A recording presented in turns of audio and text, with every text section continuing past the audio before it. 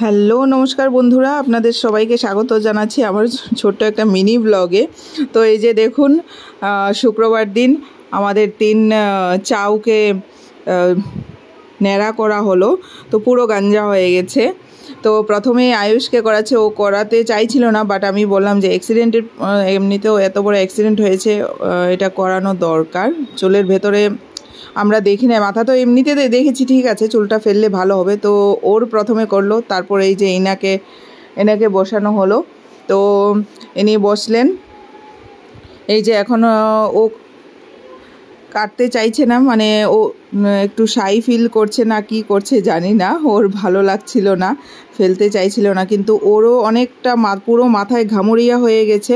তো লাস্টলি উনি একটু জোরে জোরে বললেন যে বসতে, চুপ করে বসতে। তো বসলো। তারপর এই যে দেখুন, ওর তো চুল কম, তো যতদিন এখানে থাকি 1 মাস 2 মাস পর পর করাবো, ন্যাড়া করাবো। আর এখানে একটা পাতা লাগিয়ে দেয় আমার মা, চুল খুব ঘন হয়, যেটা আমাদেরও দিয়েছে, তো আমার আয়ুষকেও দিয়েছে।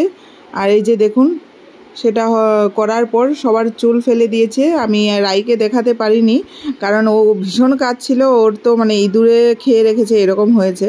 তো ওদের দুজনকে লাগিয়ে দিয়েছে। আর রায়ের স্কিনটা যেহেতু সেন্সিটিভ, ওকে লাগায়নি। তো মা এখন দুজনকেই লাগিয়ে দিচ্ছে এই পাতার রসগুলো। আমাকে লাগানোর পরও অনেক চুল হয়েছে, আয়ুষকে লাগানোর পরও। তো পিহুরও চুল অনেকটা পাতলা, তার জন্য বারবার ওকে ন্যাড়া করানো হচ্ছে এবং করিয়ে তারপর এই পাতাটা দেওয়া হচ্ছে।